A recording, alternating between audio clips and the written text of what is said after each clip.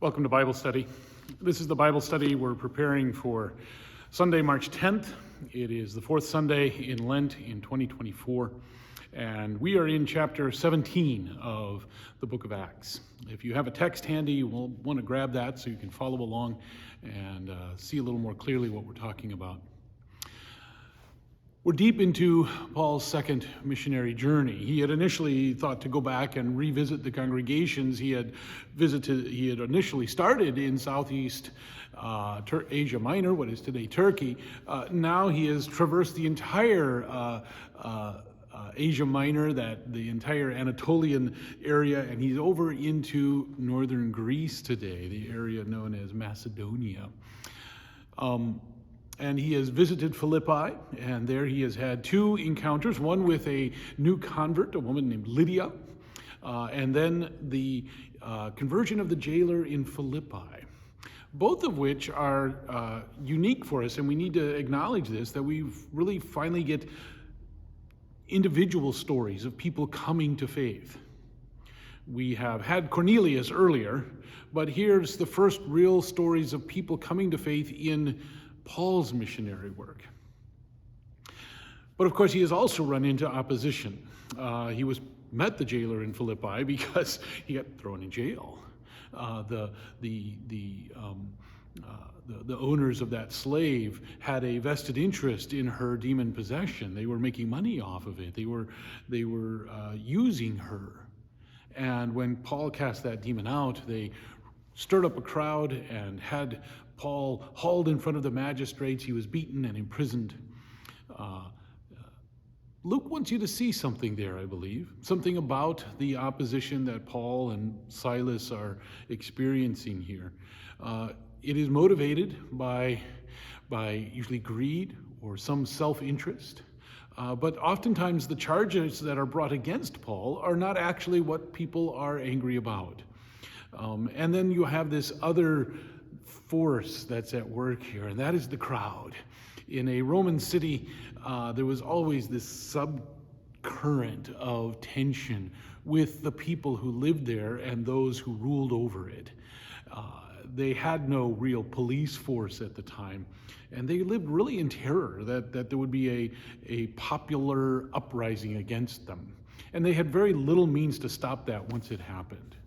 And so when Luke says that these guys stirred up the crowd, he's really speaking to what the people of power and authority and wealth and means in the ancient world, this is what they were terribly afraid of, was just this sort of a civil unrest. It was one of the few things that in the Roman Empire, they would move very swiftly. If you were found to be stirring up a crowd, the empire would become very active at that point. They would persecute you and they would pursue you. They had very little tolerance for that. When they come to Thessalonica, they come to another significant city in northern Greece. This happens to be a city that for many, many years will be important, and in fact remains a city in Greece to this day. If you go to Philippi, it's ruins, and they've excavated, and you can see many of the things that you can even see the street that Paul would have walked on as he came into Philippi. It's all still there in archaeological ruins. But Thessaloniki is still a city, and it's still a bustling place where people live today. And it was an important place back then too, kind of at a crossroads. It had access to places going north and south and east and west. It was very important for northern Greece. And he gets there and he finds that there is a Jewish synagogue. It's a larger place and maybe a little less Roman, and hence the Jewish people may have been a little more welcome. He goes for 3 weeks, 3 Sabbaths, it says. He shows up and he reasons with them from the scriptures. As was his custom, it says, on 3 Sabbaths he went in and he reasoned with them. Luke wants you to see that Paul is reasonable. He is doing this based on a text. He is saying, look, the text says this. Don't you agree? He is met with some who believe, but others who refuse to believe his message that's necessary for the Christ to suffer and to rise from the dead, and then that this Christ is Jesus. Some were persuaded, but the Jews got jealous. It was a jealousy that motivates this. And then they also turn to the rabble, turn to the wicked men of the crowd. They form a mob, and they set the whole city into an uproar. They attack the house of one of the people who have believed what Paul and Silas have said, and they haul him before them. Paul is fortunately not there at the moment, and so he is spared this. But the brothers in the city say, Paul, you got to get out of town. He does. He goes to the next smaller town down the road a little bit, where there's also a community of Jews. But these are of a more noble character, it says. They listen to Paul, and then they go back to their text, and they ask, what Paul said really borne out in what we read in our Bibles? And they find that it's true. And so Paul gets a much better reception in Berea. You may know of it's a popular name for Baptist churches, Berean Baptist. The people of Berea are reading their Bible, and they are listening to what Paul says. But the folks from Thessalonica follow Paul to Berea and stir up the crowd there too. And Paul ends up being forced out of Berea as well. Again, notice what Luke wants you to see about both Paul and about his opponents. Paul is seeking to keep the peace. He leaves when he's asked to leave. He does not cause the disturbances. The disturbances are all caused by those who are opposed to Paul. And they are using the mob, the rabble, the popular discontent with the Roman authorities. They're using that against Paul, and oftentimes for selfish or reasons of personal gain, or for simply jealousy. Here we need to take just a moment and come to another book of the New Testament. Because what happens is the brothers in Berea take Paul down to Athens. But Paul leaves Timothy and Silas back in Berea, and he dispatches them back to Thessalonica. Remember, Paul has only been there for 3 weeks. He's really hopeful and wondering what has happened to that little congregation. They're clearly facing antipathy from the Thessalonian Jewish community. Have they collapsed? Have they abandoned this new message? What's happened with them? Paul is wondering. And he sends Timothy back to encourage them to find out what's going on. Timothy goes, and then he tracks down Paul when he's in Athens. And he brings him this report. And he says, Paul, they're doing well. They're holding fast. They have not buckled under to the pressure that is being brought against them. But they have questions. You have to remember, Paul was only there for 3 weeks. He didn't have time to do much in the way of a catechism class.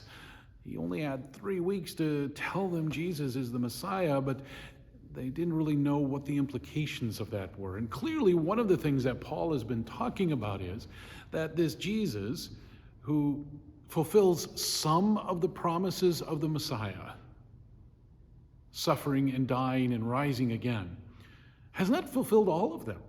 Because there's many Old Testament prophecies about a Messiah who comes in glory, a Messiah who comes with power and might. And Paul says, wait, but he's coming again. And that time he's coming in glory and might and power. And then the wrath of God will be poured out upon all the sinners in this world. And only those who have been redeemed by Christ, although only those who believe in Jesus. But he hasn't had time to really fully expound these things. And so they have questions. And they communicate those questions through Timothy. And Paul, who can't go back and answer the questions directly and really can't even send Timothy up there again, sends a letter. Sends a letter back to them. And we have that letter. It's called the First Thessalonians. It may be the very first letter that Paul wrote that is recorded in our Bible. Again, as we noted earlier, we're not sure about whether the Galatians is that letter or this one is that letter. But this one is very clearly one of Paul's earliest. And I would encourage you to read it this week because it gives you an idea of what it is that Paul is talking about when he's out there preaching. Luke gives us very little of Paul's actual content. Some, he's arguing that Jesus is the Messiah, that he must suffer, he must die, and he must be raised again. But we get very little of what his actual messages were. But we have this letter that he wrote. Now, it is an answer to specific questions. And he gets to those questions in chapters 4 and 5 of this little letter. And the chapters are very brief. But I would have you focus on the first 3.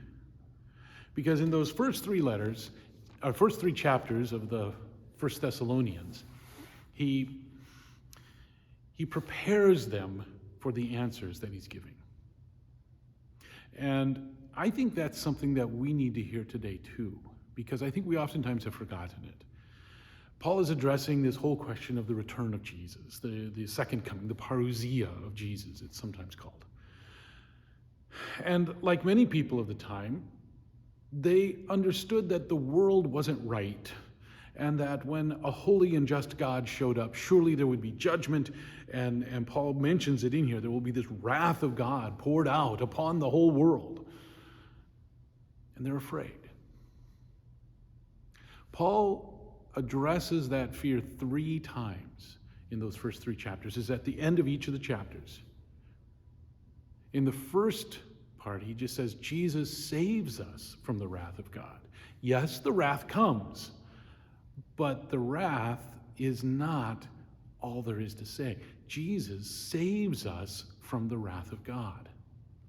And then in chapter 2, he goes on to talk about how proud he is of these Thessalonians for their adherence to the good news that he has proclaimed.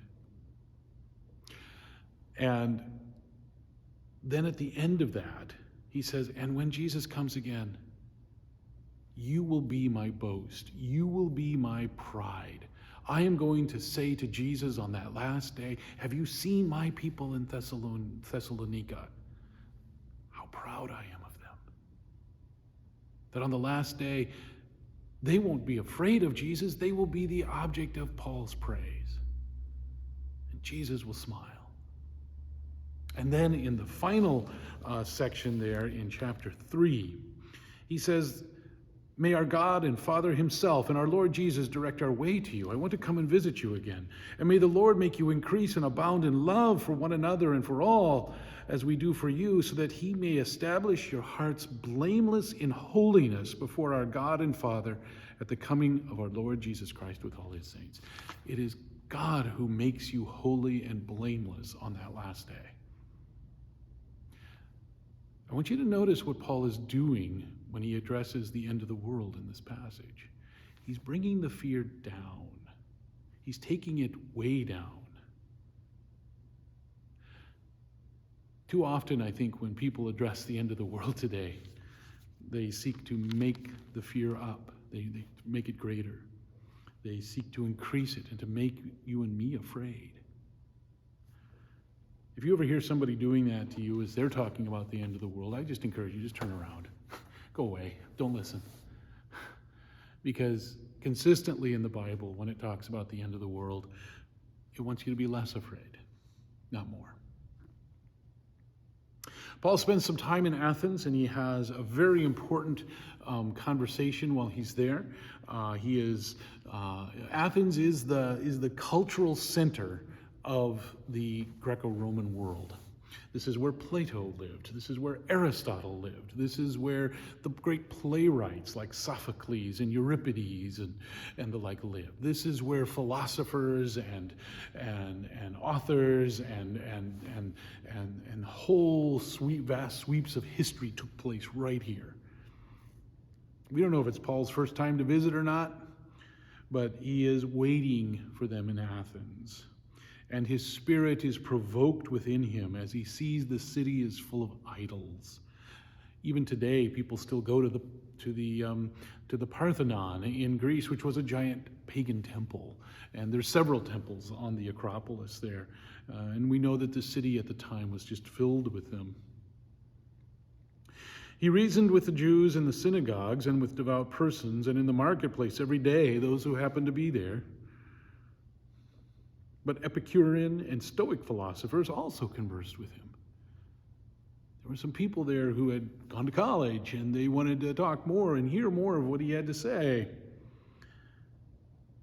And they took him and they brought him onto the Areopagus, this great public forum where he was given an opportunity to preach.